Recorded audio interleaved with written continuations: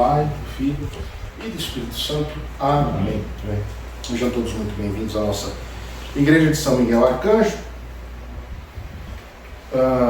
Creio que a maioria das pessoas receberam a nossa carta pela Natividade do Cristo. Mas, falar do Natal. É importante ressaltar que nós mantemos o calendário juliano, que é exatamente o calendário do primeiro século do imperador Júlio César. Por isso que o nosso Natal é dia 7 de janeiro e não 25 de dezembro, porque existe uma diferença de 13 dias entre o calendário e o outro, que o novo se chama gregoriano. Mas, independente disso, é de conhecimento geral que o Cristo, na verdade, não nasceu nem em dezembro e nem em janeiro, porque, segundo as Sagradas Escrituras, vocês sabem que eles falam que existiam pastores nos pastos de seus animais. Portanto, se fosse um inverno rigoroso, eles não poderiam estar lá porque não ia ter pastagem, né? Mas foi decidido isso para quê? Para que o culto ao Deus Sol deixasse de existir, o paganismo perdesse força até não existir mais, e o cristianismo fosse a religião do Império Romano. Muito bem. Lembrando que o cristianismo só se tornou a religião oficial do Império com o imperador Constantino em Bizâncio, no ano 325, no primeiro concílio, né? Concílio de Nicéia. Muito bem. Mas vamos ao que interessa, que é a questão espiritual do Natal. Primeira coisa, os profetas do Velho Testamento, eles vêm com palavras dizendo, olha, o Messias, o Emanuel, aquele que há de vir, e tudo mais. E o que acontece? Onde Cristo nasce? Em Belém de Judá. Quem que no Velho Testamento vocês lembram que era chamado Leão de Judá? Davi. Bravo. Então, porque Maria descende de Davi, do rei Davi, que por sua vez descende de Abraão. E por aí vai. Se vocês tiverem a curiosidade de ler a genealogia do Cristo, lá está bem explicado isso. Muito bem. E vocês vejam, foi o que eu comentei com algumas pessoas no áudio que eu mandei ontem. Deus, em toda a sua complexidade, porque Deus é complexo, porque para fazer o universo tem que ser complexo. Não é uma coisa assim, ó, e que se faça o universo, não é assim. Deus teve que planejar como ia ser o universo, como iam seus planetas, como iam seus habitantes dos planetas, os animais, a relva e tudo mais. Enfim, a gente vê lá no Gênesis uma amostra do que foi feita a Terra. E aí, ao mesmo tempo que Deus é tão complexo, tão grandioso, Ele mandou o Filho dele na simplicidade. E o Verbo se fez carne. João fala tão bonito isso. Então, por que Jesus não veio simplesmente já homem no sentido de adulto, com uma carruagem de fogo igual Elias, o exército de anjos, e não resolveu todos os problemas da terra, e pronto, que está certo é certo, que está errado, e quem tem que ir para o inferno que vá, quem vai para o céu vai para o céu. Não, pera um pouquinho, não é assim. Existem leis espirituais. Existe uma série de coisas. Então, por exemplo, Deus deu algo para o ser humano, sua criatura mais primorosa e perfeita, uma coisinha chamada livre-arbítrio. E essa coisinha chamada livre-arbítrio, que parece não ter muita importância, é o que causa toda essa encrenca no mundo. Aí você vai dizer assim para mim, bispo, mas o senhor está falando mal de Deus, dizendo que Deus errou? Eu disse, não. Deus deu a oportunidade do ser humano, como sua imagem e semelhança, de poder pensar, de poder escolher. Olha que magnífico isso. Ele queria um ser perfeito. E como é que um ser pode ser perfeito se ele não pensa? Se eu não penso, logo eu não existo. Não é isso? Não é isso? Então, amados, o Cristo veio na simplicidade, ele teve uma gestação de 9 meses, por isso que nós não devemos jamais pensar em abortar uma criança. Ele nasceu e chorou no parto. Não pensa que ele não chorou, chorou. Foi o primeiro sofrimento do Cristo. Os apócrifos falam. Depois foi criança. Será que a Nossa Senhora não deu uma palmadinha no Cristo se ele aprontou alguma? A gente não sabe. Pode ser que sim, pode ser que não. Mas o que eu quero dizer é que o Cristo, ele cumpriu todas as etapas que um ser humano pode cumprir. Então, ele foi colocado lá pelo Espírito Santo, no ventre de Nossa Senhora, bendita és tu entre as mulheres. Ela ficou com ele 9 meses, teve que ir lá para o Egito para não ter problema. Depois voltou, foi para cá, foi para lá, ele nasceu, né? Teve que sair fugido. E o Cristo cumpriu o seu papel. Vocês vejam que o demônio é tão astuto que no ícone, estava até comentando com o nosso querido Chesco, no ícone da natividade, o demônio travestido de um servo qualquer, estava ali colocando ideias na cabeça de São José, ainda tentando duvidar se o Cristo realmente era da parte de Deus. Então vocês imaginam a situação espiritual disso.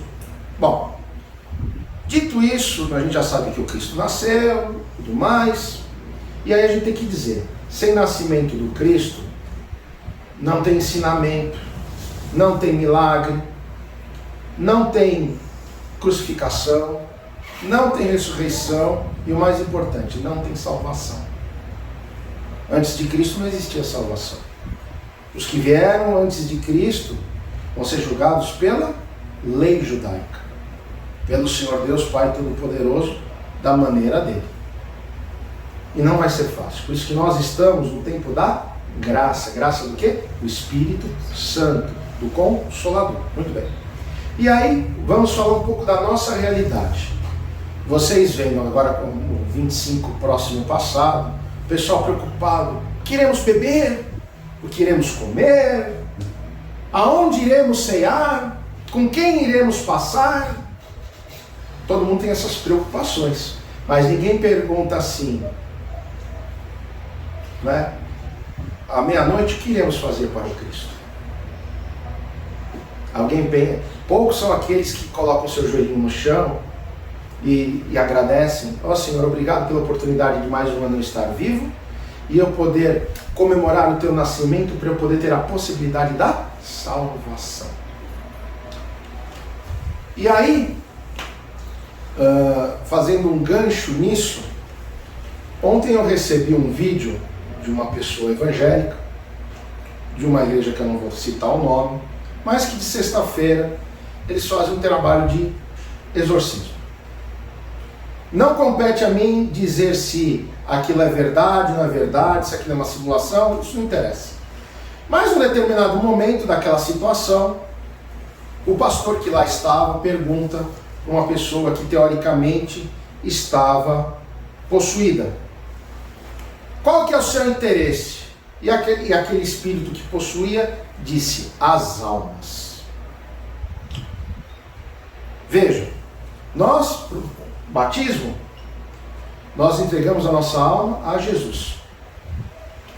Nós permanecemos em Jesus porque nós rezamos, oramos, nós ouvimos a palavra de Deus e nós tomamos a comunhão.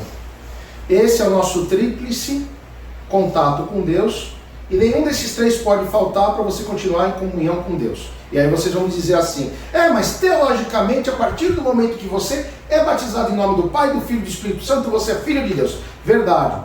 Só que vocês lembram o que aconteceu com o filho pródigo? O filho pródigo saiu e o pai o recebeu quando ele voltou arrependido.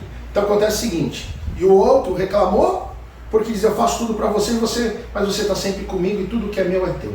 Então aquele que está com Cristo, tudo que é meu é teu. Sempre, para sempre. Muito bem. Então, para resumir a história, e por que eu estou falando disso, da salvação e da natividade do nascimento do Cristo? Porque vocês veem, o Cristo passou por tudo, e aí ele diz assim para a gente: vocês também vão passar por tudo. Se eu pude passar, vocês podem. E se eu posso dar a salvação, vocês podem receber a salvação se vocês estiverem junto de mim. Então, amados, nesse Natal, vamos agradecer a Deus, porque nós estamos tendo esse momento aqui hoje, para poder glorificar o Senhor, agradecer o Senhor, pedir ao Senhor. Ao final teremos uma bênção especial de Natal e de Ano Novo. Que Deus nos prospere, nos abençoe em todos os sentidos. Mas lembrar que aquele menino Jesus, eu não sei como vocês, quando eram crianças, enxergavam o menino Jesus. Eu tive a felicidade de ter uma avó que me ensinou a amar o menino Jesus. Então, é uma coisa assim até emocionante, porque à meia-noite a gente ia no presépio lá, e ela dizia: meu filho, agora está na hora da gente pedir a bênção do menino Jesus. E eu olhava para ela pequena e dizia: mas como assim se ele é uma criança? Porque ele só de estar vindo hoje, ele está nos visitando. A festa é dele, mas hoje ele está aqui na nossa casa. Então, hoje ele está aqui, ele está entre nós. E nós vamos ter a oportunidade agora na comunhão, justamente disso, de agradecer. Ó Senhor, obrigado pelas nossas vidas, pelas nossas famílias, por tudo que nós temos, e obrigado porque o Senhor não deixa nos faltar nada. Às vezes o cinto aperta um pouco, mas isso não interessa. Interessa que nós conseguimos sobreviver com dignidade. E o Cristo quer isso de nós. O Cristo não quer milionários, não quer coisas ababescas. Ele quer o quê? Gente de bom coração, gente que ama o próximo, gente que ajuda ao próximo, gente que cuida do próximo, porque assim ele fica feliz, porque ele sabe que quando nós cuidamos do próximo é como nós estamos agradando o próprio Deus. Por isso, amados, tomem cuidado com as suas almas, cuidado onde vocês vão, cuidado com as pessoas que às vezes têm um olhar mau contra vocês. Se protejam, façam o nome da cruz, o sinal da cruz, e peçam no nome de Jesus proteção dos arcanjos, principalmente do nosso querido arcanjo Miguel, que sempre esteja na nossa frente, nos protegendo.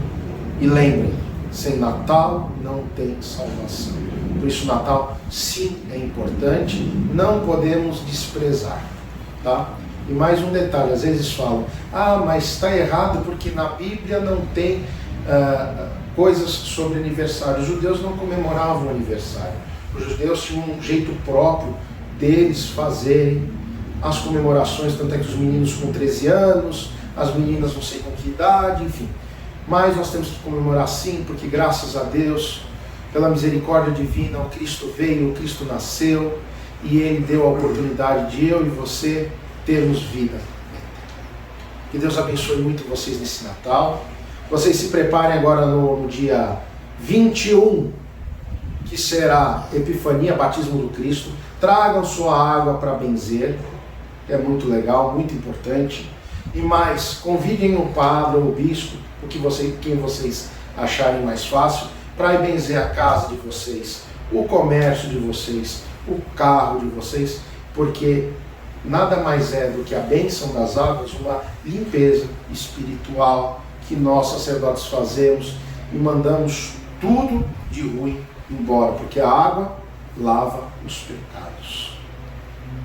Tá bom? Então Deus abençoe, um feliz e santo Natal ortodoxo, não Natal de comilança nem de bagunça, mas Natal de fé verdadeira. E eu sei que cada um que está aqui, no seu íntimo, no seu coração, poderia estar viajando, poderia estar em qualquer lugar, mas veio ao nosso Natal justamente porque queria uma bênção verdadeira e especial. E a maior bênção é a comunhão que eu irei dar agora para vocês, porque vocês vão ter o Cristo dentro de vocês. Deus abençoe.